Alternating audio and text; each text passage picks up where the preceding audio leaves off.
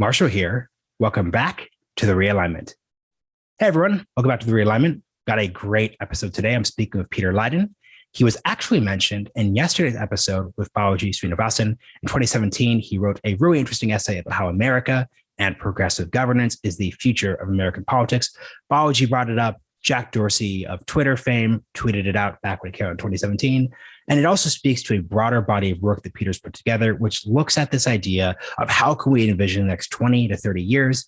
He did this in the 1990s. He's did it in 2017, and he's doing it now with his big project, the transformation. So once again, lots of interesting things here. I don't agree with everything Peter says. The audience isn't going to agree with everything Peter says. So rather than turn this into a debate show, which I definitely don't think this is, think about this from the perspective of how do you think the next 20 to 30 years are going to play out? I'm actually super curious what you all think about this. I have my own answer. I'll talk about this in the Substack, which will go out. You can find the link to that in the show notes. Would love for you to comment below with your own thoughts. Once again, great episode. Thanks for the support. Thank you for subscribing, and check out our Supercast to check out and subscribe to the show if you have not already. Here's the episode. Peter Leyden, welcome to the Realignment. Great to be here, Marshall. Good to meet you. Great to meet you too. I want to start by reading a quick quote from your 1997 piece, The Long Boom, that will set the stage well. Without an expansive vision of the future, people tend to get short-sighted and mean-spirited, looking out for themselves. A positive scenario can inspire us through what will inevitably be traumatic times ahead. Can you really give us the context for your thought around just that idea? Because I think this conversation is one that needs to be grounded in a degree of optimism. Well, you're talking about I was one of the early folks at Wired Magazine. I kind of was with the founders as we built Wired Magazine in the 90s there. And that quote is a cover story I wrote with another guy called Peter Schwartz, who's kind of a world famous scenario planner at the time. And the two of us in the mid 90s were trying to write a positive scenario of what could happen as this nascent digital revolution rolled out, and also alongside essentially the beginnings of what I would call the first phase of globalization of this last era. And those two things were so nascent and so early. Again, the wall had just collapsed from the globalization side. You know, people were just trying to wrap their heads on what is the internet and the web and what's in Amazon and what are they trying to sell? It was just very early days. And yet, to those of us who really understood what was really going on here, the potential of these technologies and the potential of knitting together the global economy like that was just phenomenally powerful. And so we wrote essentially a cover story that essentially told the history of the world from 1980, which is behind us, through the mid 90s when we were writing, to the year 2020. It was a 40-year history of the world in which we laid out in broad strokes what very well could happen. Wasn't necessarily a total prediction like it's inevitably going to happen, but it was like we have the potential to pull off what could be a very, very, very positive development for people all around the world. That was the premise of it. And then what you just wrote was essentially the paragraph that was trying to get people, why is this important? And we kind of forget, but in the mid 90s, there was a big recession in the 90s. There was a kind of a crash in the economy. America was kind of like in the doldrums again, and everyone was worried about their kids and going to be worse off than them. And it was in some respects, there's echoes of today, although I think today is worse. But basically, there was a sense that people just were so doom and gloom and everything was down. And they really didn't think that these technologies, they literally didn't think these technologies were going to play out the way some of us were talking about. They didn't understand how these companies were ever going to become big or huge, let alone dominate the global economy. They didn't understand how even a digital economy was going to work compared to the good old economy of the 20th century. So anyhow, we laid this thing out and played it out. And I think it actually did pretty damn well. We did couch it, since it's a scenario and it's not like a total outright prediction. We did actually do a sidebar there, which is worth noting, which is we said there's 10 things that could happen, the 10 top things that we think could undermine or challenge the kind of rollout of these two, Uber phenomena, these two giant trends of digital revolution, globalization. And we laid out 10 of them, and incidentally, we can get to that later, but all 10 of those have surfaced in some way by 2022. So anyhow, you'll go there if you want to, but in general, the idea is people have to see what's possible ahead of them. If you really want to motivate people, particularly in times of real turmoil or big change, they have to see a way forward. They have to see like, well, how would that system work? How would I fit in that? How would my kid fit in that? How am I going to earn a living? Or how's my country going to fare, or whoever it is? And at the time, people didn't have a way of thinking about this. And what we did in Wired was laid that out. And by the way, it became a lightning rod for a national conversation at the time. New York Times, The Economist, all kinds of people were kind of challenging it and coming at it and thinking we were nuts. It later went into a book, by the way. It went into multiple languages. It was in Chinese. It was in all kinds of different languages. It really did spark a kind of real discussion of the potential of the digital revolution, but also globalization, and really what has now been the last 25 years for us. Yeah, I want to pick at a couple of things there before getting into the specific 10 scenarios you described. So the first, it's important to do a victory laps here. The first bit though, could you reflect a bit on the 1990s? Because I'm very interested as a person who surveys the zeitgeist for a living, basically as a podcaster. We now seem to be looking back at the 1990s as this like lost moment. So it's funny that you're talking about the 1990s at the time as being this moment of just gloom and this and this and that. I think a lot of folks, especially people like me who were born in 1992, look back at the 1990s as this, like, things are pretty great. And like, we didn't take full advantage of them as a society, but this was really great. Like the culture war had basically simmered down. There was all this opportunity, this or that. Can you like reflect about the ways that we've reconceived of or thought of the 90s since you wrote the piece? Well, think of the 90s as there's two halves of the 90s. The first half actually was that more downer period. It was literally a recession for those of us who were working. There was a lot of confusion with the fall of the Soviet Union. Like, it wasn't super triumphant. It's like, what the hell is going to happen now? These technologies were so nascent. Literally people are like, well, who will ever put their credit card on the internet? That's insane. No one will ever do that. That was that level of questioning what was going on. So there wasn't like, oh, great. By the halfway mark, and then the second half, of course, the zeitgeist did shift, and we ended up going into a total boom. It was a tech boom. It was an economic boom. It was literally in the .com thing. It was just the sky's the limit of ideas, what you could do. And also from the American point of view, it was actually, we were getting kind of our sea legs, and we were realizing, oh my God, after the Cold War collapse, we are the only remaining superpower. And oh my God, all our companies are well positioned to take advantage of this globalization. And oh my God, everyone's kind of booming, and everyone's looking at America, and trade's flowing, and people make money, and wages were rising. So I would say when we think back now to the 90s, essentially we have that kind of, oh my God, what a great time it was. But I think we forget the beginnings of this. And so what you're reflecting on is like I'm talking about when we wrote this thing was the early 90s, predicting essentially what was going to come. But I think what you're reflecting on is the general decade. I think there is a sense that there was a big opportunity there. Now, looking way back, now that we're looking back 20 years from there, could we have done things differently? Should we have done things differently? Absolutely. There's a lot of things second guessing there. But that said, and I'm, again, not just an optimist in general, but I tend to see the more positive things through all of the kind of negativity that people talk about. America and the world accomplished great things in the 90s. And frankly, to be fair, we've actually accomplished great things in the last 20 years too. And I think there's one of the things is we built a world historical moment of building a fundamentally new infrastructure that is reshaping, not just the economy, society forever.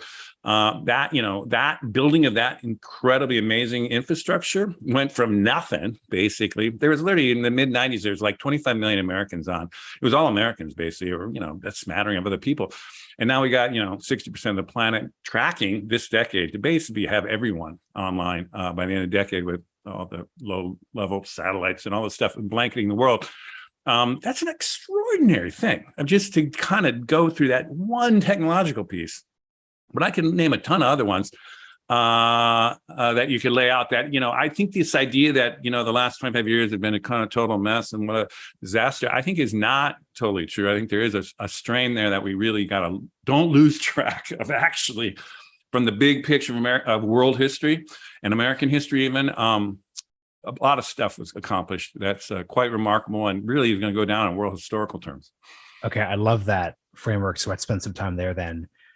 a lot of your writing is, once again, looking at this 40, 50, even centuries long history, looking back. There's the, obvious joke that like a curse would be live through interesting times. Mm-hmm. Looking at this post 1997 period, what do you think are examples of events that were incredibly serious? Not to diminish anyone's actual experience, but is the dot-com bubble going to be, the bursting of the dot-com bubble, is that going to be thought of? Is it thought of today in the same way? Obviously the 2008 financial crisis is going to be written about a century from now. The Iraq war is probably going to be written about a century from now because it really brings to the close, that post-Cold War moment. But how do you think about those specific events over that 20-year period? The actual events or the events? The actual, in terms of like when you're looking at history on 20, 30, 40, 50 century long scales, which of these events do you think are going to be truly defining versus they mattered, but they aren't going to be the tale of the century, maybe? Well, let me just say, because my recent work is working from now for the next 30 years to 2050, and I've been looking at what to expect there. It's kind of like the sequel, you could say, to what I was doing the last 25 years. And I would say in the period of the last 25 years, which we've run through, wringing our hands about all kinds of stuff, and a lot of political and social stuff, by the way, not really on the fundamentals of technology particularly, but we essentially have laid the groundwork for 3 world historical developments that literally people will look on for centuries to come. Centuries. It'll be like, we'll look back on the Enlightenment, or we look back on the Roman Empire, or whatever. It'll be that level of stuff. And one is we build a digital infrastructure and essentially have transitioned everything to digital. That is an incredibly powerful thing. And that really does fundamentally reorganize how you can pretty much do anything. We were saying this in the 90s, people had no idea what you're talking about, but you can look back now and you can see how that's happening. And of course, all the disruption of the industries and all that happened. But in general, to get all humans on a digital platform for running their economy and society is a crazy big thing. And we kind of are mostly through that. I would say that's been cracked. There's AI coming and a bunch of new things that are going to regenerate that. But basically that's happened. The second thing is, in my opinion, this is me, is we essentially have to go to a kind of a sustainable economy and society ultimately, which we can talk about. And what happened in the last 25 years is we brought the costs down of renewable energies, solar energies, electric mobility, these things that essentially just pie in the sky in terms of the amount of money it would take to do those things, or they're not scalable, they're not, they're not adaptable, they won't. Those things grinded out over the last 25 years, got to the point where we now are at the point where these are tipping and we can actually start to scale on a monumental scale. That thing, getting the total, let's just say from the perspective of 100 years from now, let's say, oh my God, they went from carbon to clean energy in the 21st century. And then those 25 years we just went through were essential to get there. Because right now, if we didn't have the price points where they are and all the adoption curves hitting where they are now, we couldn't have taken that on. And the third one, I would say, looking back in the good long version of human history, we're essentially going to have to be global. We're going to have to work at a planetary scale. You're not going to get 10 billion people to sustainably keep going for too long unless you have some ways of working in that global context. And so that first phase of globalization, of knitting the world together, some of it was technological through these digital technologies, but not just that. Global travel just went through the roof. In the 80s, when I was a young guy, there's like 250 million people had visited another country, now right before the pandemic, it was literally 1.5 billion a year. We're going all over the planet. It's like all kinds of metric in terms of supply chains and knitting together, how everything's put together. We went through a phase of we're reorganizing humans on a global scale that works at a planetary scale, which is essentially absolutely necessary going forward if you're going to think centuries ahead, right? And so we did all 3 of these. We started these 3 crazy world historic projects in the space of these 25 years. Now, people don't think of it like that, but it'll become increasingly obvious in the next 30 years that those are the 3 giant challenges and that we are going to push that in ways to really scale it up. And so so I kind of keep that perspective looking back as well as that perspective going forward. And I think that if you really got to just grok your head on what's going on in the world here, and it explains American politics, it explains foreign policy right now with, the petro state of Russia kind of lunging all over the place. If you look at the bigger picture, what the world is going through right now is a transformation, the way I keep talking about it, it's a transformation of world historical scale that literally people will remember for centuries to come. If you think about that, it's like, holy shit, okay, well, then that puts a different light on everything around here. And through that lens, you start to realize, things that you thought was, just negative and bummer, would it start to be like, you can see why that's happening, one, but also you can see the positive pieces of this. We're laying the ground for work, and we have laid the groundwork for something that is a truly amazing human accomplishment. And we got a lot more ahead of us, which we can talk about. But I'm saying, do not denigrate what happened in the last 25 years, honestly, as much as there's a lot of bad stuff that happened, and we can talk about that too. Man, that's fascinating, because I love the 1, 2, 3 part here. So digital infrastructure, sustainable energy, and then 3, the global context. I'm not going to quibble with 1 and 2, because those are technologies, right? Those are zeros, and energy isn't quite like that, but the underlying idea is there. It can be invested in. There's research, there's development, progress builds on top of itself. All those bits, no quibbles. I do want to push on the global aspect of this, because it seems to me on a couple of different levels, I don't see how what you're describing comes about. So number one would be the obvious point that countries are walling themselves off when it comes to their internets, right? So like China took itself to its logical conclusion. Post-Ukraine war, Russia is doing the same thing, obviously not as effectively on a couple of different levels, but it's still just a reality. Access to the global commons from the internet's perspective, which seem to be a vulnerability if you're an authoritarian state. You have the issue that given the tariff policy, countries are reshoring. There's a big Bloomberg piece about this a few days ago that people should look up within this. On and on and on and on. Like multilateral institutions basically have very little credibility, even from folks who used to be much more liberally minded towards them. I don't see anyone waking up and saying, you know what, the WHO is going to be the centerpiece of everything we do moving forward. So speak to that aspect, because I was just trying to emphasize that is not a technological question. There's actually much more of an ideological, diplomatic, and socio-political one. Totally.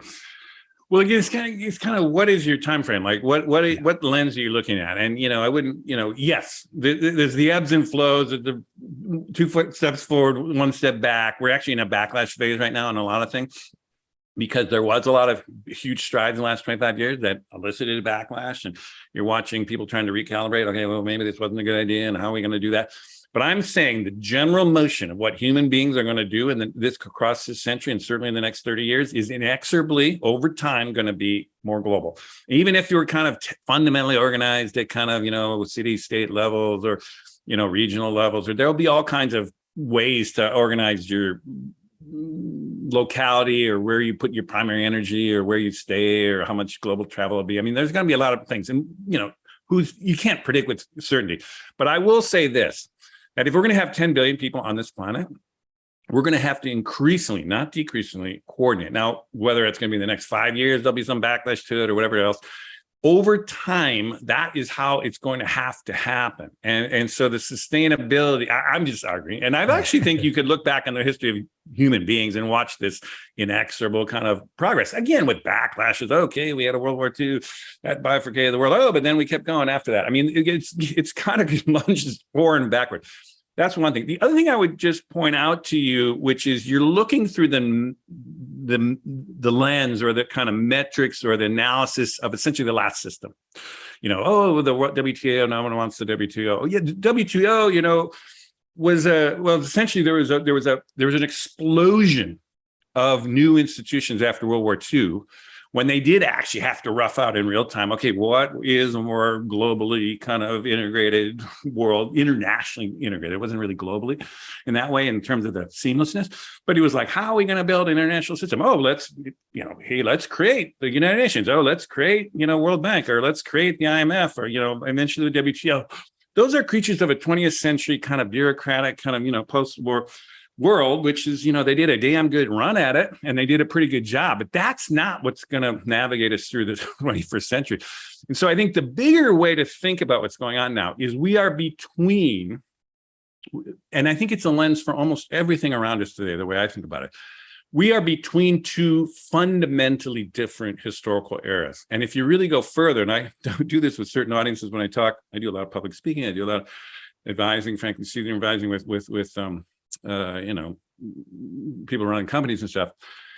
The biggest lens, the biggest picture of what's going on is we are essentially between two fundamentally different historical eras that really, if you push it, which gets trippy, is really a different kind of civilization that's going to emerge over the course of this 21st century. And we are still in the kind of grips of, if you really go back, a civilization that was built in the Enlightenment, that came out of the Industrial Revolution, that kind of got peaked in the kind of 20th century, and that kind of was that world of how it all worked. And hey, we have carbon energy, and we got these mechanical things, and we basically, have these nation states, and we have liberal democracies, and we have financial capitalism, and it goes to the shareholders. And anyhow, that system, which was basically created in the Enlightenment, rolled through the Industrial Revolution, peaked in the 20th century, is kind of over. Weirdly, I mean, it's not immediately over, but I think what's really the more fruitful way to think about it, at least for intellectuals and people like me who can kind of have the freedom to do this without, having to make it in the law tomorrow, is that that system is winding out. It's coming to the end of its kind of usefulness. I mean, the carbon energy is now screwing up the whole climate. Financial capitalism and made these insane kind of inequities that are just not sustainable long-term. Or, you can take any one of those great innovations of the Enlightenment and of the 20th century that have just kind of, the bureaucratic kind of, administrative state and welfare state just clunking and wheezing and, have all these things in their time were new and breakthrough and amazing. And they've actually all brought some humans and brought Americans or whatever level you're talking about to better places over time. And some not always, but usually we've been moving forward on this. Those things are really hitting the end of their utility. And so the next systems are essentially being born today. In fact, if I did the shorthand of what I think the next 30 years is the next 30 years is we have to lay the groundwork for that next fundamentally new systems. And I think we're well on it. And I think it's happening around us. And I think that's the future. And I think that goes a long way to explaining when people say, oh, yeah, that won't happen. That's exactly what happened in the 90s. Oh, no, one of these Amazon, what's in Amazon? It'll never be a big company. Oh, it'll never be valuable. Or, oh, all this kind of stuff. It's like, it's because they couldn't see the system. But once the system got going, now, these are $1 trillion companies running the entire world. And everyone's freaked out about them now. But it's like, yeah, because this is only 25 years in, right? And so I think we're at a similar place with energy, with biotech, with those things, but also I think in so many other things, including our social and political institutions. And so I would say never when it comes to global. I mean, if you just think through logically, what are human beings going to have to do by the end of the century? We're going to have 10 billion of us living sustainably on a planet, or we're not going to move any further than that. And I think if that's the case, there's a logic in there that people are going to acknowledge, deal with, evolve, modify, and that's where we're at. We're at a big juncture in history, not just a little election cycle or that. We're at a time of fundamental transformation, and that's, I think, the easiest way to understand what's going on. It also explains American politics, explains a bunch of things. If we want to go into that, I can explain it, because it makes really clarity of like, that's why this shit's happening now. Yeah, and I want to hit your scenarios, but I just want to give one more point of reflection on what you're saying. It's given what you just pointed out around me basically using 20th century like frameworks and even language to like kind of critique your point. It's sort of like me looking at the invention of the nation state after the Treaty of Westphalia in the 1600s and saying, but what will the Pope say? It's sort of, it's bringing, it's sort of like, okay, that's, okay, Otto von Bismarck, that's interesting, but I'm not sure the Pope's going to be down for merging Germany into one.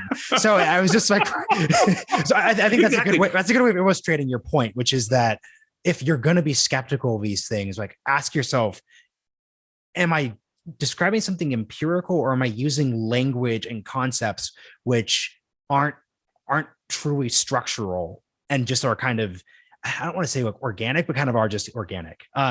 So yeah, emergent. The other way to think about it is there's an emergent world here. And I spend my life, basically what I do for a living is look at that emergent world and try to explain it to people early and give them sense of what's coming and help them actually with strategy and thinking about that, whether it's privately or publicly or whatever. That's what I do. And in that emergent world, it is getting clear enough to me and to others like me that we've tipped. It's moving. Mm-hmm. There's this new thing happening.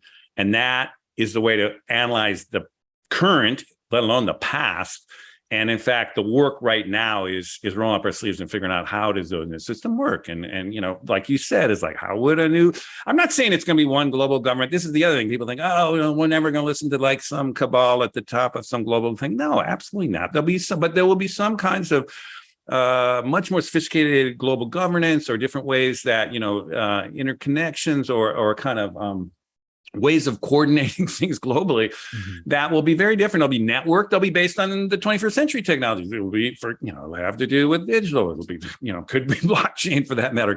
But it could be AI enhancing it, whatever. There'll be a bunch of stuff that we're trying to figure out. And we can't tell from here how it's exactly going to work. But I can tell you for one thing, there will be a system that will supersede this totally balkanized, only national boundaries, or even in the case of the U.S., these kind of little state lines and stuff. I mean, we're just all so freaked out, and in America, it's just insane. We're hanging on to a system that was designed in the 1780s. They didn't know what electricity was. Ben Franklin with his key, let alone electronics. I mean, it's like it was the idea that they had some insight that should rule us for the next 250 years is insane. I mean, it's just an insane political ideology that actually talks curiously about that. I mean, and so we'll look, and here we are. So we're watching the end of all these systems that, were functional and brilliant at the time and useful for a long time that are just increasingly just not mapping onto the world, which is, by the way, is going into hyperdrive with climate change and all kinds of stuff going on here that we got to get serious about. I want to push you on one thing, though, especially the reference to what insight did the founding generation have. I would say the insight would be people who live in, Texas, where I just moved, are different at some level than people who live in Maine. B, it would be separation of power. Like there's like an articulate. Yeah. So I'm not saying it's useless. Yeah. Yeah. So, yeah. So I'm not saying it's useless. In fact, it was brilliant at the time. In fact, I'm reading right now Isaacson's Ben Franklin biography. I was on the 4th of July. I said, heck, I've been meaning to read this thing anyhow. And you get your head back in that scene and you go, these folks, the founders were brilliant. And how they made the lunge forward from their world was just magnificent. And, for as much as the hand wringing about what they got wrong back then, the things they got right were amazing. And we should bring many of those into the 21st century, no question about it. But the idea that there's some originalist text, like kind of the old, some kind of like the word of God thing that, we just can't violate or we can't modify is to my mind is the wrong way to think about that thing. And this is getting way off, but I think through this century, there's going to be some fundamental changes to democracies, how they function. I think they'll be infused with technology, by the way. And I think there'll be ways that, but let's not go there right now. But I'm just saying that the idea that we're going to be in the end of the century, going to be still be going through this knucklehead system that we basically are, it's just tying us in knots now is remote. Let's just put from my point of view in terms of Sedaris.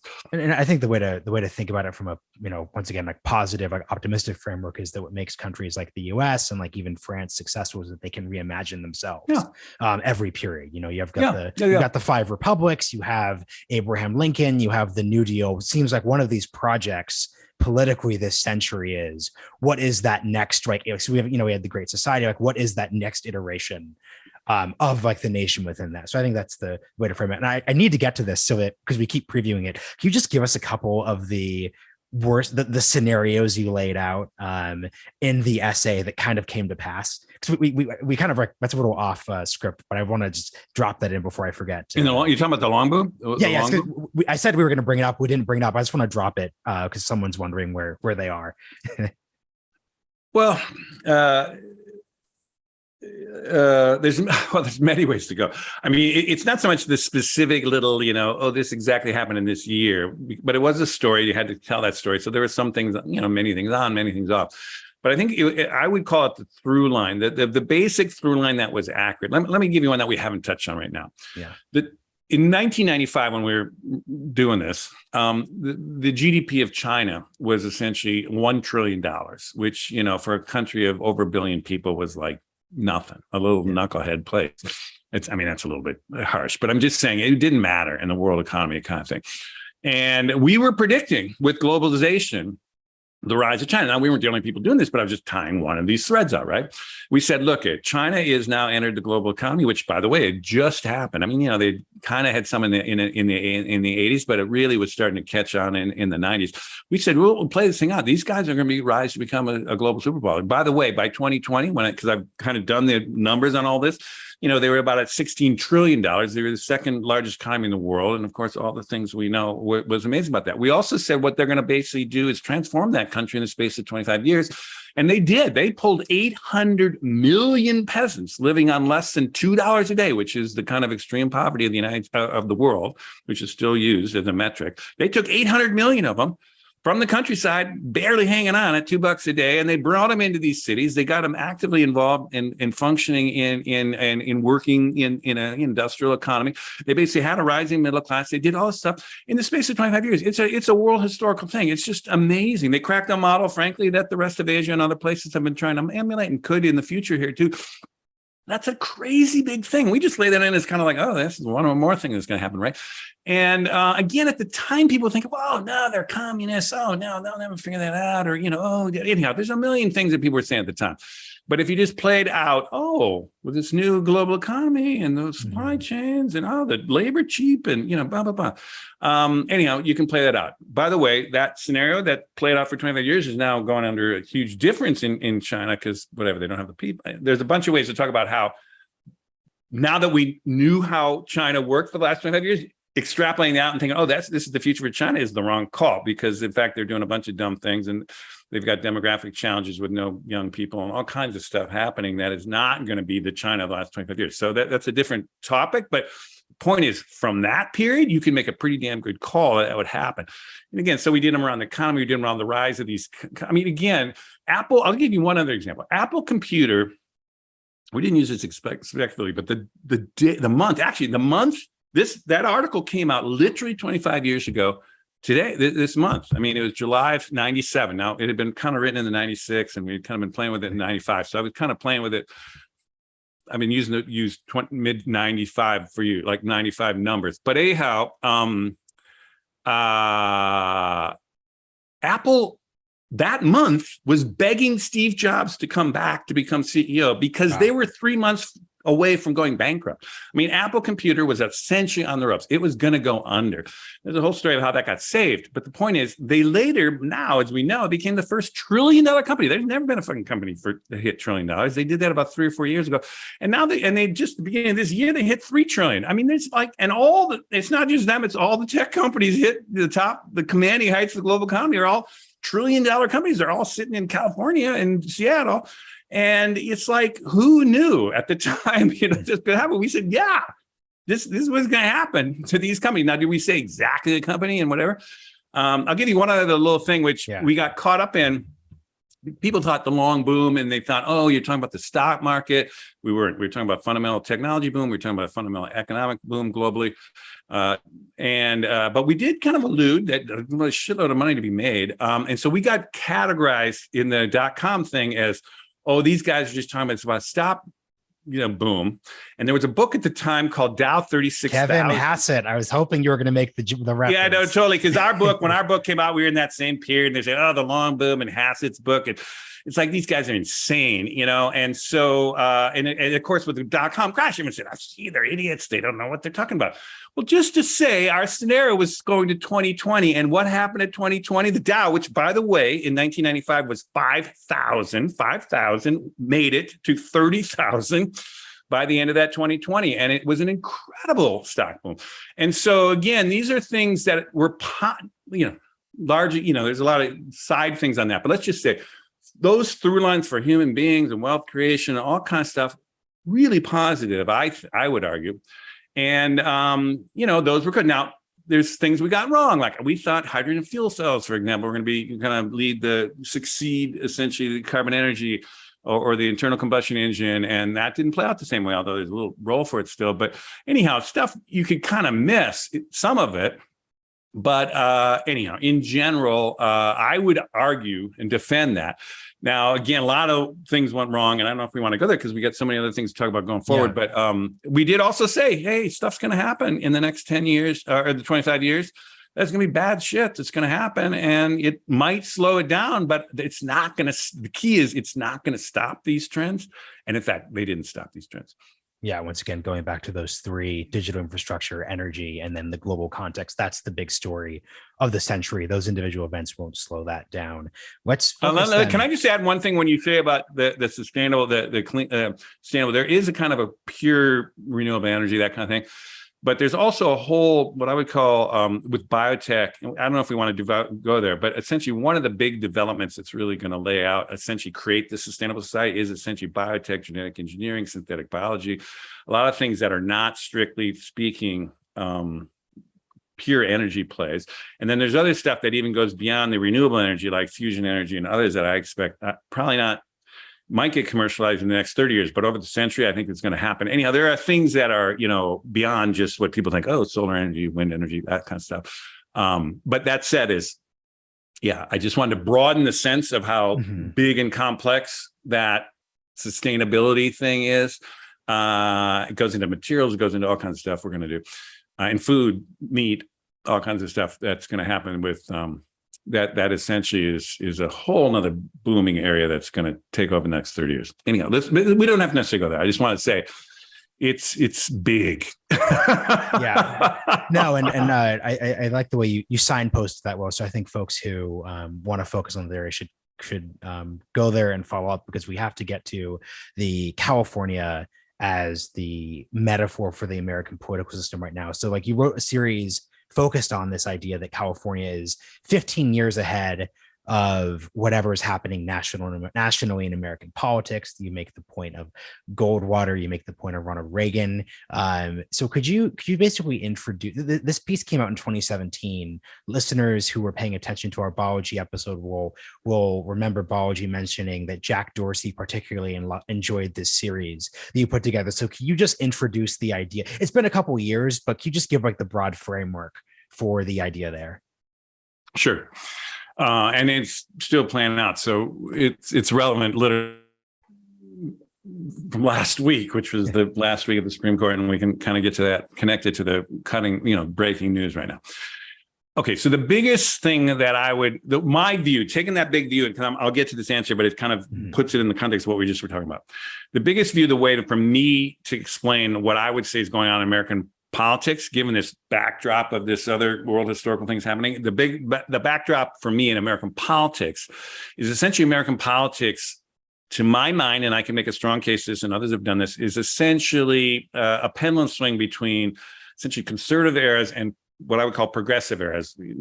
People call, the last version of progressive is liberal, but just think of it as there's a progressive tradition and there's a conservative tradition. It plays out in Europe. It plays out all over the world, frankly, playing out in China, frankly. But in American politics, we've seen this many times. And so we saw the post-war was a progressive era and the build out of the, Great Society and the welfare state and American version.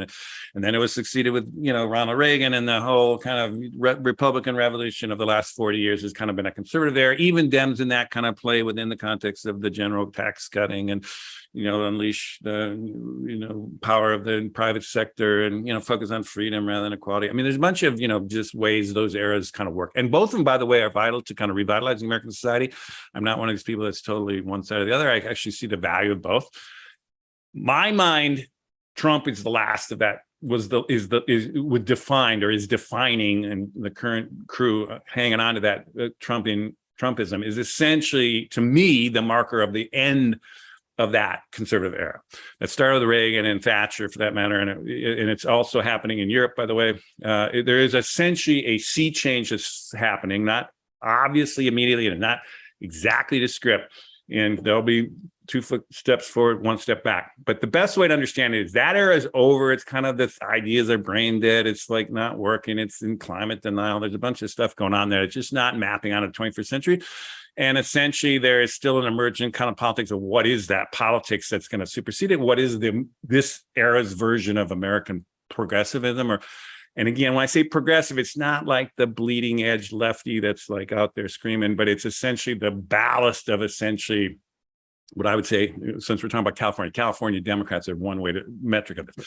The long short of it is I see that era happening, and that's the way I see what's going on in the bigger picture. So I could see as soon as Trump got in there, I was like, folks, don't think that this is the beginning of a new Trumpist MAGA world and the resurgence of the Republican Party. Just see it as kind of the death throes or just kind of the craziness that's going to come as they try to hang on to power and try to do anything else they can do. Meanwhile, people are like, well, what the hell is going to supersede it? I said, what's the closest thing we have in America is blue America is going to win this struggle between the two Americas. And I'm still with this, by the way. Blue America is going to win over time for all kinds of reasons. They're at least dealing with the 21st century problems. They've got the demographics behind them. They're actually anyhow, a lot of reasons for it. They have all the cities. They have all the tech industries. They have the knowledge workers. They have all kind of the coalition they have is just much more powerful than what the red has. And over time, that's just going to win. And I said, the closest thing you got to seeing what that future is in California, where right now, but even in 2017, you had, everybody at the top, every statewide office was Democrat. The supermajorities in both House and Congress. And people say, well, yeah, but that California's always kind of weird, and it's always been this kind of its own thing. And they're always been liberal and all this kind of stuff. That's totally not true. I mean, California has a long history of essentially prefiguring the American future in all kinds of things: the cultural trends, societal, social trends, technologies, you name it. I mean, California is just all in it. When I say always, not way back when they were just this dinky little thing on the Pacific, but I'm saying for the 20th century, they have prefigured so much of what America is.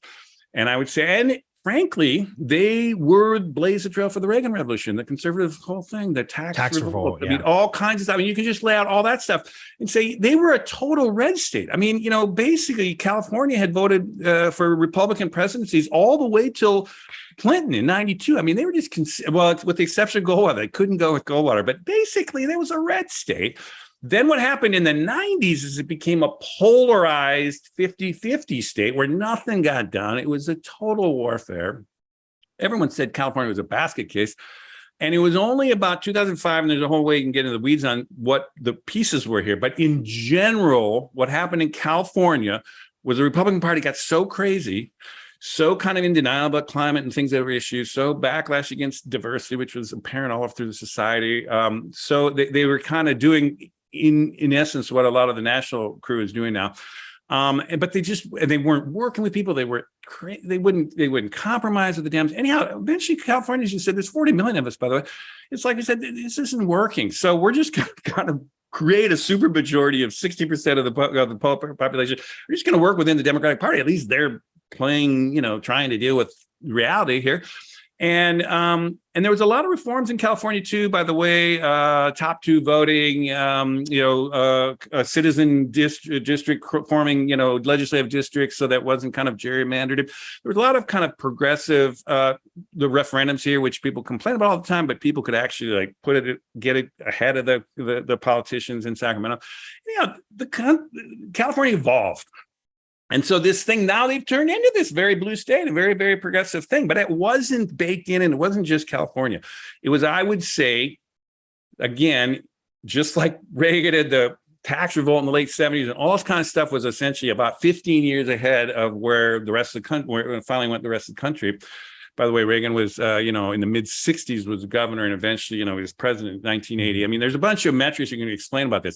By the way, Schwarzenegger, our guy who's kind of this, movie star, famous guy, didn't know anything about politics, was our Trump, 15 years ahead of Trump. There's a bunch of parallels. And all I'm just saying here is, so if you really want to take a look at the closest thing right now, that where the future might be in a blue America, this is that. And I would strongly argue that this is what's happening across America. I mean, you're down in Austin. I mean, basically, because the costs of, urban living and stuff, there's been this dispersion, particularly with the pandemic, of the coastal millennials. I came from New York, so move it to the heartland. They're going to Austin, they're going to Miami. I mean, those states are going through the same changes. The immigration thing, the people of color, the young people, the tech people, the intellectual kind of from knowledge workers. I mean, it's just going to change the fabric of them things.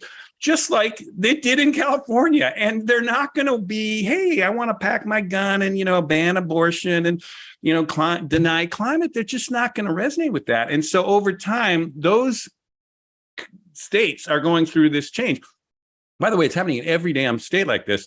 If you look at Nashville, you name it, a lot of these places are just getting the reconfiguration of the country now around housing and all kinds of stuff is happening this. So here's the thing, right now, it's impossible for a Republican to win a statewide office in California. Right now, Beto is making a very credible challenge to Abbott. He's within about 3 or 4 points right now. Georgia did flip, basically blue in the last election, and that 2 senators. I mean, this is, and by the way, the whole Southwest, which had also been kind of Republican red states, are now all turning blue, both in the presidentials and also all their senators are now blue. This is an one-way inexorable push that's going on. Kind of, let's think of it as a Californialization of what's happening in the world. Now, if you say this on Fox News or something, they'll go nuts. They'll go ballistic. And everyone will say, well, they got these homeless people. Who wants to do that? No one will ever do that. Bullshit. This is what happens in these big stroke historical junctures of American politics or the world context I was talking about. Things that you thought would never happen. Oh, we'll never elect someone from California as president. Watch. I think the most interesting guy right now is Gavin Newsom for president. I think it's really interesting to see whether that guy is actually going to. I think there's a good shot he's going to be president at some point. It's not even, but I think it's increasingly interesting whether it'll be 2024. But I'm just saying things that people say will never happen. That's the old lens looking at the old thing. And also, when the country's in crisis, when things are moving fast, when big shit's happening fast, a lot of things can happen fast. And I think the U.S. is at that point now. I think to just keep it going one notch. I think the United States right now is in a period where we were in the 1850s before the Civil War. I think it's close, and also the 1930s. I think both of these periods essentially were closer to quasi-Civil War, the one in the 1850s literally ended up in Civil War. But even in the 1930s, I mean, the fundamental differences between the parties, and it got so extreme and so difficult that at those junctures, everything gets polarized and gets extremely volatile until there's a break and a reconfiguration of essentially a 60% majority of the country.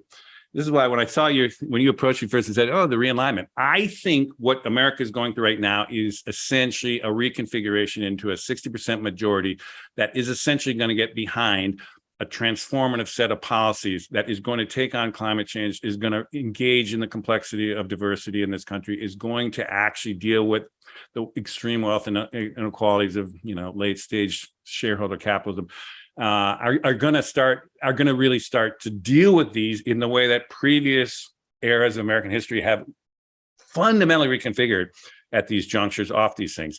When you're in the pre-era, 1850s, 1930s, it looks horrible. It looks like a disaster. Everyone hates everybody. Nothing gets done. It gets super extreme. Fascism comes up, all kinds of stuff in the 30s. And Civil War, we know all the stuff that was going on there. It eventually breaks, and one side or the other wins. It's not like, oh, well, I'll sit back down and bipartisan this out.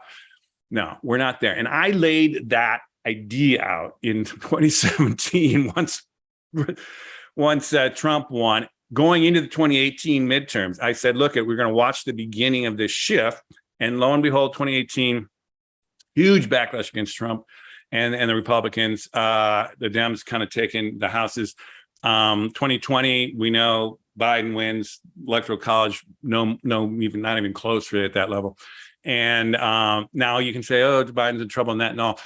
We can get into the details there, but in general, the structural thing right now that's happening is the country is going through a century reconfiguration. Now, I'll go one last piece about this.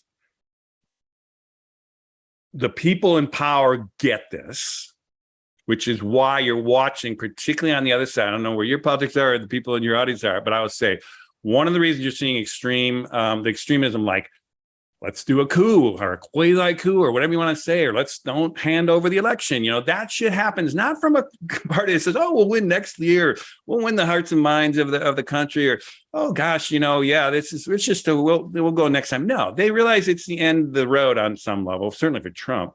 And that's, if you really believe in you've got the hearts and minds of the Americans and the future of the country's behind you, you're not restricting voting, you're opening voting. You want more people voting because they all love you. Anyhow, a lot of this stuff's happening, and I'll even go further. That this whole thing about the Supreme Court that just came out with all the it's interesting. Well, the New York Times, right after the last of this climate change things that came out last week for your readers, I don't know, your viewers, if you're going to, when you're watching this, but essentially the closing of the Supreme Court, when they laid out all those things from Roe to all the way to clipping the wings of the EPA, the New York Times front page of the physical paper, which I still get as an old newspaper guy, it said, this was the most conservative court since 1931.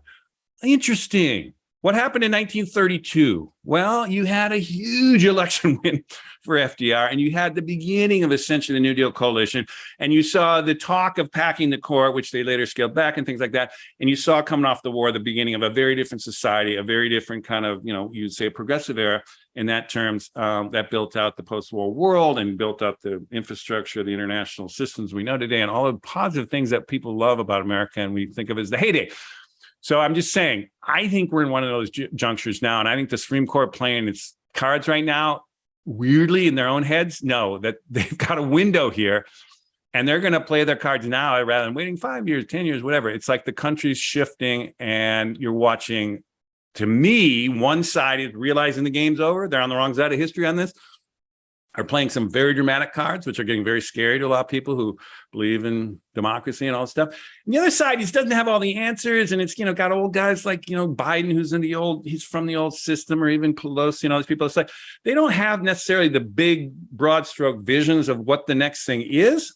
But that's where I say someone like Gavin, which I think he's really an important player right now, and California in particular, is going to start articulating very quickly the alternative, because this stark contrast between red and blue America is coming to a head, and Americans have to do something about it.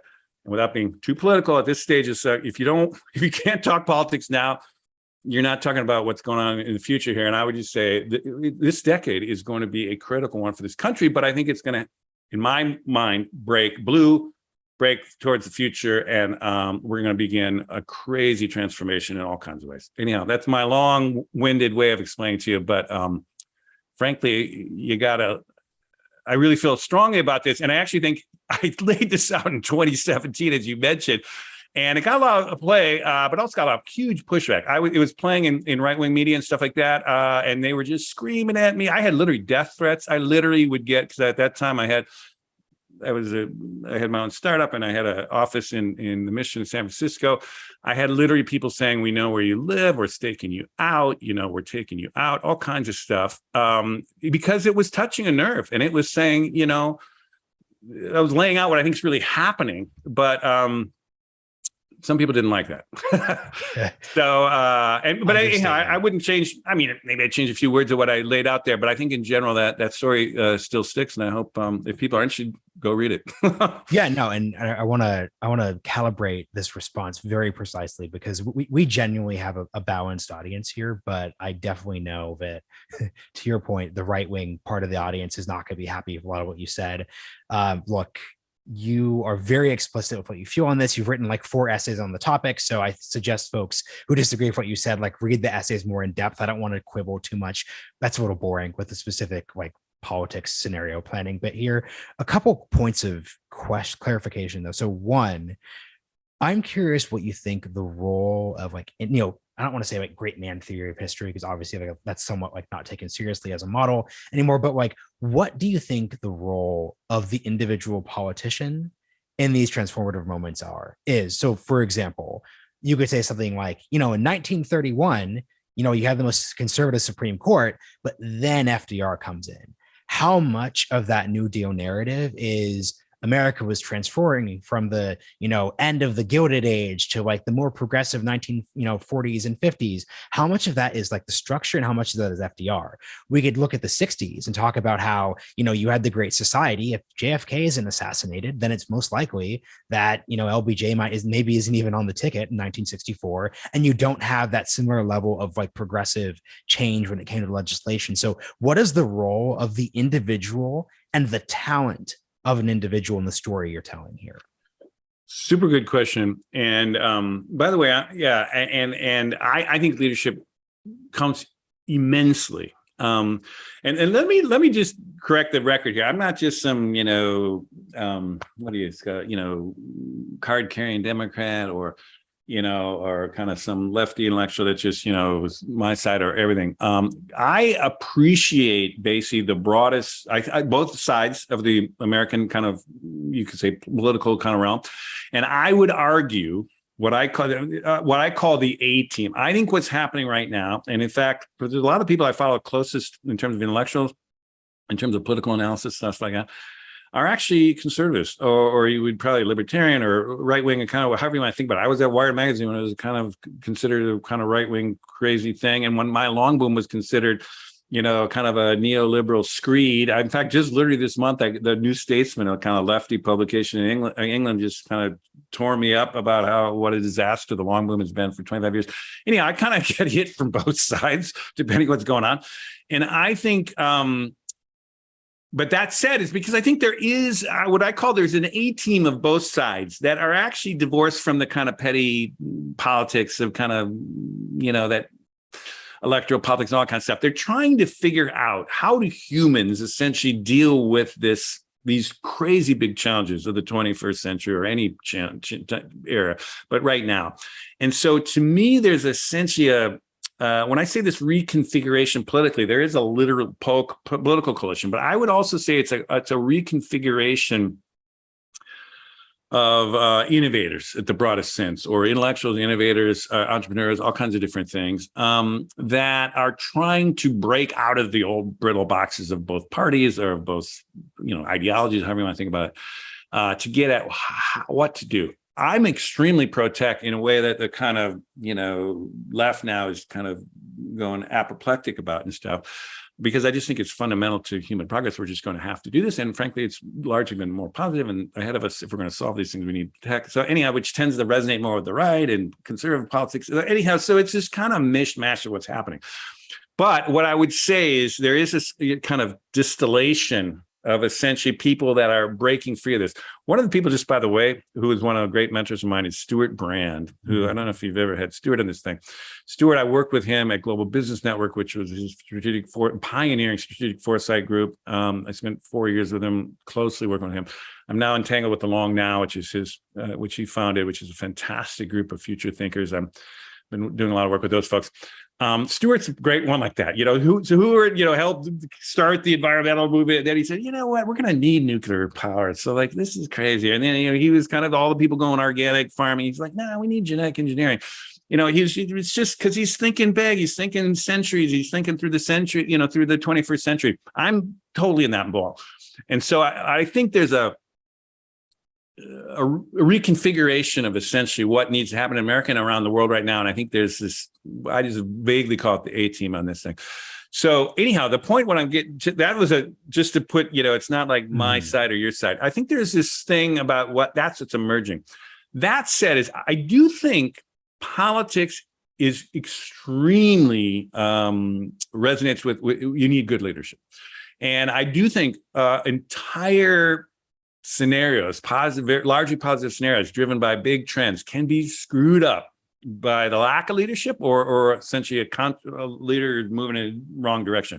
I would say this one thing about, you mentioned how much was accurate of my 25 years from the mid 90s to 2020. The area that was the most problematic was politics. Mm-hmm. And, we didn't see, the 9/11 backlash in the Middle East kind of, coming out of nowhere. And we didn't see, we were thinking, kind of Al Gore in the 2000 election.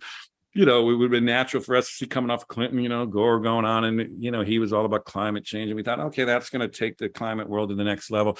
And of course, Bush wins and it goes a different way. And anyhow, so life, and particularly through politics, can really make huge impacts on what happens. And so, yeah, I'm hugely big on that, which is why I think it's important to talk openly and freely about what's really going on here, because we need people, we need the right leaders to step up, but we also need people to understand and recognize good leadership. And we can make we can absolutely make wrong choices here. And the wrong choices we make in the next decade, by the way, could be really disastrous, particularly around climate and others. But I would say this is a time for real leadership. Now, to me, it's kind of next generation leadership is where we got to be looking. I think we need young youth vitality, and kind of rather than kind of the last, Washington today is just like filled with these kind of, people in their 80s and stuff. It's like, no, those people are not going to help rough the future out. I mean, nothing against them, whatever. And there's a role to play in there. But I think right now we need some real leadership. And so I think we're going to get it. I think the thing about America, which is, for all it's ring in your hands, in the end, the country somehow figures it out. And, we eventually get into World War II, or we eventually kind of, solve stuff. And there's a serendipity of it looking back, but I think it's more like a homespun kind of decency and kind of common sense of Americans in the end, at least 60% of them. And so I actually believe right now we're going to see a reconfiguration of those kind of Americans to kind of pull the country in a direction. I think it's going in this direction. You can disagree about me, but I do think it's very different what's going to play out than what most mainstream media or conventional political analysts, pundits are saying right now. They're fighting the last war. They're making the last analysis. They're not seeing really with full understanding what the hell's going on right now. Two quick things before we close on your transformation project / idea. Everything you just said. So I want to do a quick note. I would push back a little on this idea that it has to be the next generation. Yeah, that's true. In the sense that, who would have thought that the person who would pass civil rights, Medicare, Medicaid, Great Society would be an old racist Southerner. That's true. Who didn't fit the narrative because and it wasn't, JFK knew from, I'm very pro JFK. It wasn't JFK because at the end of the day, LBJ had a specific skill set that met the moment better than JFK's skill set when it came to passing legislation through the Senate. So I'm just suggesting to people that we be cautious. I broadly agree if you're on the next generation point. I'm just saying I too often get audience feedback that basically says, man, all these old people, I just want young people in. And I say, guys, Madison Cawthorn was a terrible congressman and he was young. There's that Lauren Boebert's 36 years old. There are plenty of very, very young people who are quite destructive in the political system. So I just want to make that point. But then too, though, this is why I'm skeptical of your articulation that California is the future, because I don't think the structural dynamics of California are designed to produce the set of leaders you're really talking about. So, for example, why is Kamala Harris, I think, frankly, underperforming relative to Biden, underperforming in the Democratic primary? She was never truly road tested. She had one competitive election in 2010. And that's probably the best year California Republicans are going to have for the next long while. She had one single competitive election. So she was never road tested in a competitive or even moderately purple state. So like a state like Virginia, which is like lean blue, put aside Youngkin for a second, that still has the underlying dynamics. And then two, because it's a one-party state, I'm from Portland, Oregon, so I very viscerally feel that in a one-party state, there is no next generation. You have Barbara Feinstein and then boxer Gavin Newsom. I mean, I first heard Gavin Newsom when I was in 7th grade when he was mayor of San Francisco, letting gay marriage come through. That's because he's been on this. It took him so long to even get to this point as governor. That's the underlying dynamic. I mean, the governor before him, this was Jerry Brown, who in his 3rd term was first elected during the 1970s. So could you just reflect on that dynamic, which is that at a vision level, I love your idea that this is a moment where there's going to have to be a choice, right? So I'm interested in Ronald Reagan's time for choosing speech in 1964. That's basically what I think the 2024 election should come down to. There's the progressive vision, there's the conservative vision, put aside inflation. I know you're pissed about energy. Do you really want the Supreme Court to go with whichever side? That's the Trump argument. That should be what the Biden argument is or anything like that. So I agree with that part, but I don't see a politician who's able to do that coming from a one-party state. You have to wait in line for 40 years. So I'm curious what your reflection on that would be.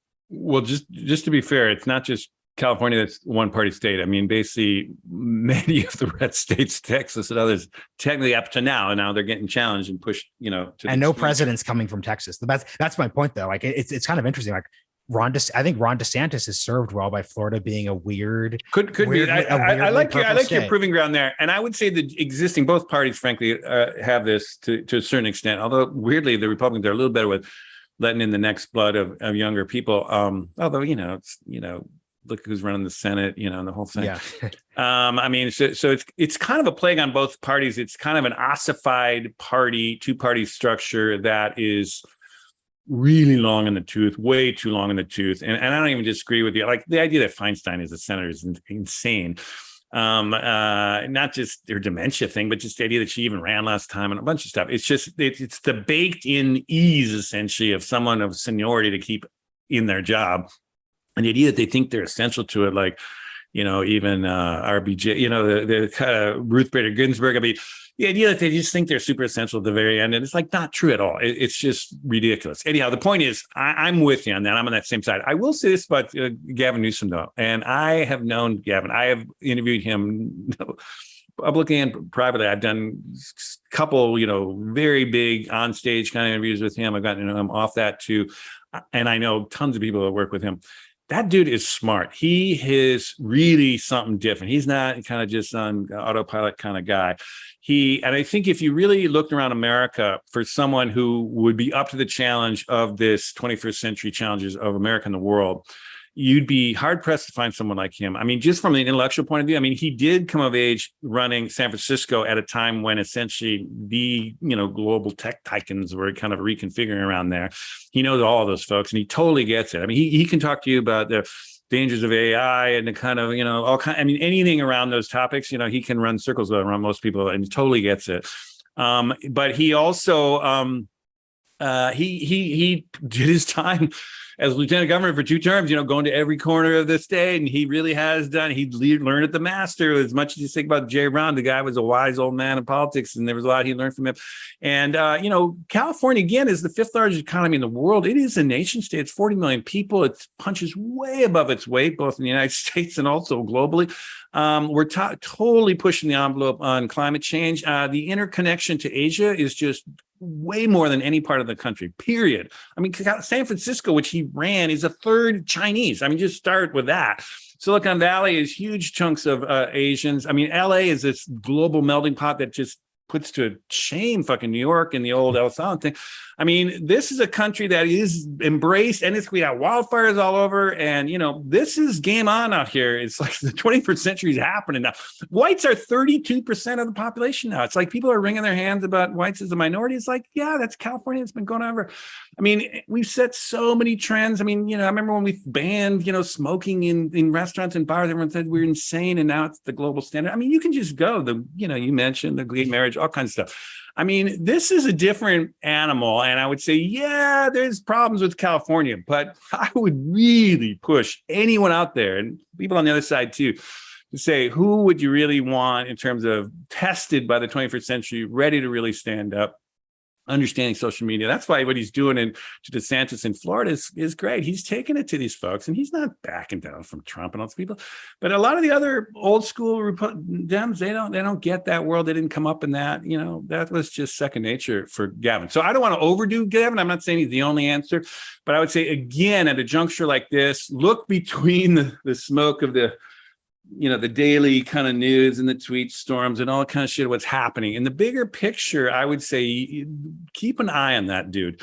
And also think about America as not just like, oh, it's another cycle, or, oh yeah, the traditional midterm thing.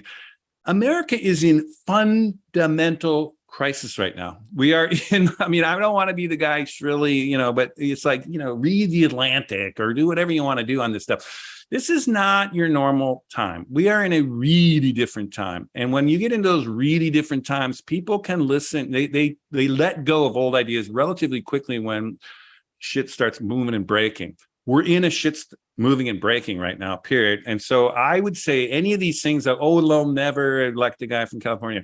Oh, all those kind of maxims or, I think are over, honestly. And I think we'd be really well placed to kind of try to get free of the past thoughts of what makes shit happen and really break out of that, because we're in that time. And I think we'll look back on this. It'll look obvious in 10, 20, 30 years. You're going, oh yeah, of course that happened.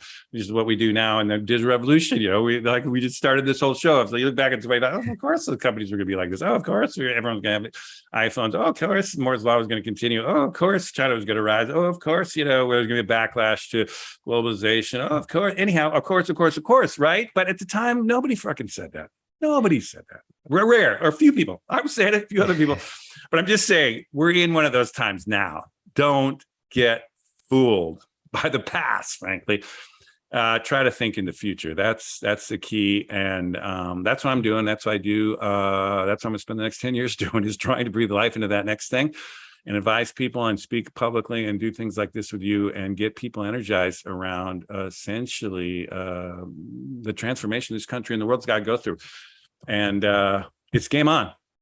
Yeah. So it's just game on. 2 quick questions to wrap. One would be, given your framework, then, is your put aside like outcome, is the best scenario for the country then DeSantis versus Newsom in 2024? Given what you are articulating needs to happen in terms of like younger, 2 very Florida versus California, would that be your best case scenario from a resolving one side winning perspective? Well, now you're going to smoke me out a little bit. I mean, I would want, in that lineup, I would want Gavin and California and the blue states to win over the vision that DeSantis is doing. So it's going to be hard for me to say. And I think if Trump runs, it's going to be a disaster for the Republicans. I think even if he runs in the primaries, he's probably going to do it just to kind of keep out of jail for now. So that's just going to be a horrible thing. I mean, basically, by the way, everybody who says this is going to be a red wave election is insane. That's not happening. In fact, I'm telling you, this is a different election with the Supreme Court just having it there. I mean, with Trump thing, January 6th stuff going, with Trump jumping in the race ahead of the 22. I mean, honestly, damn, I'd almost rather have our hand dealt to us right now. Our meaning the blue state hand rather than the red state right now. But I would say, just from a kind of a clarity of intellectual discussion, I mean, I think that would be a good one. I think, because Trump is a buffoon, in my opinion. I mean, he's ignorant buffoon in my way. I mean, that's probably going to send some people off. But I mean, I'm just saying, but DeSantis is not. That dude he's smart, he's sharp, he's kind of built on a different set of principles. And I think that would be a reasonable way to kind of, if the country was going to honestly look at the distinctions between different ways forward, that would be a reasonable one. I'd just be I would rather tip the table a hand to the blue side, but that's a reasonable thing we say. Let me just say one last thing about this. And this has changed my thinking. I'll tell you about scenario thinking, just one last bit. I am increasingly entertained. I used to just think, okay, America is going to evolve this way, and then blue America is going to win, and it's going to play out this way, and it's going to be another swing of the pendulum, and we're going to build this next thing. I mean, that is playing on essentially a historical understanding of how this shit works. It's possible that it might actually not work that way for a bunch of reasons, some of which I mentioned, which it might be a totally different game right now. And I've been actually thinking about this. It's possible that the best way forward for America would be to devolve into increasingly autonomous regions or everyone talks about secession and all these kind of things. It's too dramatic to think about right now. But one thing that the Supreme Court has kind of thrown out there that's made me think differently is there might be, which I hadn't really thought about much, I was always resistant to, but there could be a scenario here that could be the best of what we can come up with, is some way that you would devolve into essentially regions that are just very distinct in many respects, but kind of live and let live, loosely coupled, and have some kind of federalism that would reasonably work. Now, there's a lot of issues with that, and if we had more time, we could go into why that's not a bad idea. But I'm just saying, I'm starting to entertain that idea. And what it links up to is essentially some discussions I'm having, particularly through the Long Now Foundation, which thinks very long-term. They're building a 10,000-year clock, among other things, which we can go into. But I've been running a series of conversations called the Civilization Salons, which are a private conversation by a dozen people. We take a topic, we push it out 25 years, and we say, like democracy in 25 years, or collective intelligence in 25 years, or commerce in 25 years. And we have a group of really unbelievably amazing folks talking about what the questions they'd have about that, what they think would happen in those 25 years. And I will say there is, and these are kind of that A team, the global elite kind of people. I won't name drop just because I can't really do that right now. I shouldn't do that. But there is a general sense in the world right now, in this A team, that the world itself is going through something that is closer to the changes that we saw like in the Enlightenment or something, that are so foundational and so almost civilizational scale changes.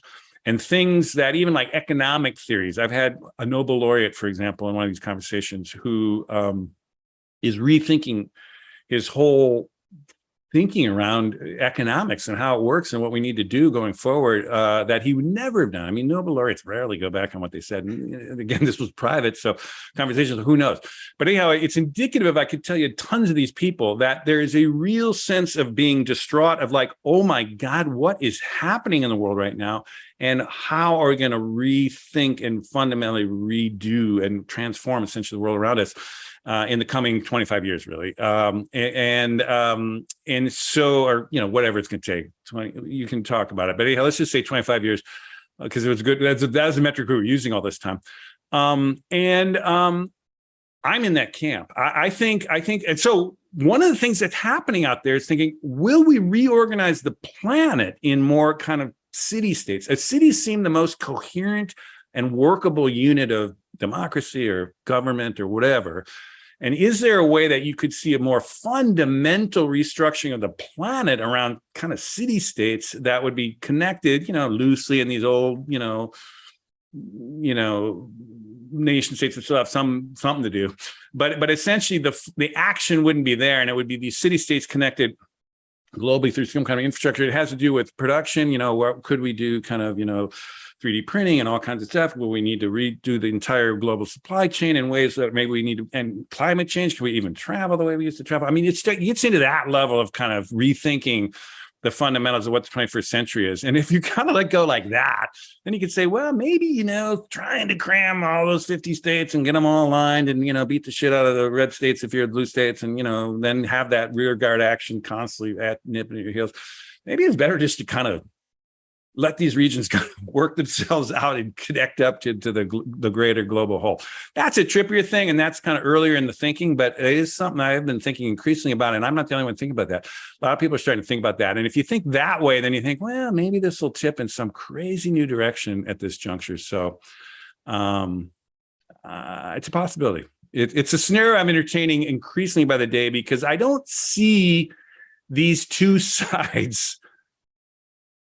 getting along very well for a long time to come. And even if you tip a 60-40 reconfiguration majority, which I've been talking about, and I think is the probability, that 40 is just going to be, you know, could be just steaming in ways that could be, you know, really destructive. And so maybe we just need to kind of let the 60-40 kind of reconfigure and let the 40 do what they're doing and let the 60. Now, it's not easy because the country isn't that regionalized. I mean, you know, blue cities in red states and red parts of California. So it's not the cleanest thing, but that's what I'm saying. At these junctures, stay open to really, really different kinds of outcomes. That's a great place to leave things. Peter, could you quickly just shout out in like 30 seconds or less, because we're nearing time, just the transformation, like your latest series, like throw people to your writing. We couldn't hit everything, but you've got a really great archive that folks could look at. Okay, well, the transformation is essentially my attempt is a sequel to the Long Boom, which we talked about a lot about, ended in 2020. I picked up at 2020, went to 2050. It's 30 years, but we'll think of it the next 25. And I was basically trying to think, using the same methodology we used back then, to kind of create a positive scenario that could play out, that would have that same kind of energy and that same kind of knitting together and connecting the dots that we did back then. I think it's a 6-part series in Medium, which is more, as opposed to Wired Magazine, which, by the way, I used to run in the 90s. I was the managing editor there just shortly after I wrote that piece. But this time I thought, you know, it's online. Let's get it so people can comment and get it. And it's living there now. And you didn't just miss that month's, you know, thing. Anyhow, that you can see that body of work there. But I will say one thing about it's a lot of the ideas I laid out here, put this together. I will say it's a fictionalized scenario. It's told by someone in the future in 2100, basically a Gen Zer who is going to live till 2100. By the way, every Gen Zer is going to probably live 100 years for all the things we know, or close to it. That's barring disaster again. And this character is looking back on the critical years from 2020 to 2050 and how we laid the foundations for this much more all digital, fully sustainable, and ultimately global kind of world, and did solve the big challenges at the time, including climate change is the mother of them all, but also some of these other things that are dogging us, including political polarization. It lays it out without a Pollyannish way, but just kind of based on the trends I've been talking to you here, lays out, okay, how could that play out? To give people a similar idea of filling it out, giving them a texture, giving them a sense of like, oh, that's how it could go. And also being able to react to it and say, that's insane, that'll never happen, whatever, have their own thinking about it. But right now, we need people to understand, how can we solve climate change? How can we build a different kind of capitalism that essentially people call it stakeholder or whatever they're starting to talk about? How do you spread wealth differently and make sure it gets all around the society in America and around the world? And then third one is, how do we actually deal with this kind of global system that we're going to need at a planetary scale? It talks about the bare bones of how we do that, or could do that, and makes people think. And then it ends, I will say this last thing, is it actually opens the lens to the entire century of 2100. And by 2100, this character is looking back and realizing that we not only have laid the foundation for those big three things, but we essentially have created a different kind of civilization that is comparable to what happened in the Enlightenment, which if we had more time, we could lay that one out. But basically, these are meta innovations that could last for centuries. And I think we're in this game. And I would just say for your readers there, or the listeners, is I always remind people when I do my talks, and I've been doing a lot of these talks around this stuff, is honestly, people are going to remember this era for literally centuries, and just remember what an honor, or what an amazing opportunity, or however you want to think about your own role in this, is. It is an amazing time to be alive. And people will literally remember this this era right now is kind of going to go down as among the big ones out there. And, we could totally blow it and it could be a complete disaster, which is what 90% of the people think. Or we could pull this thing off, which is what I think. And I'm betting we're going to do it. And the story is going to live on. So anyhow, that would be the way I'd close it. And hopefully we can talk another time. Yeah, Peter, thank you so much for joining us on The Realignment.